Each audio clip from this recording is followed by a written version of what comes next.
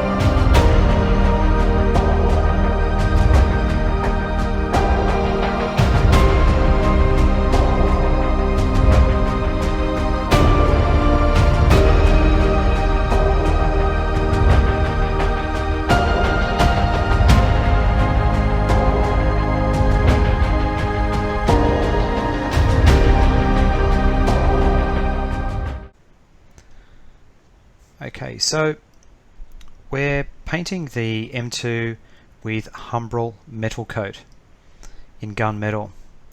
So the advantage of using humbrol metal coat, and if you want to use a similar product of some other brand, go right ahead. With this product, you can let it dry and just give it a light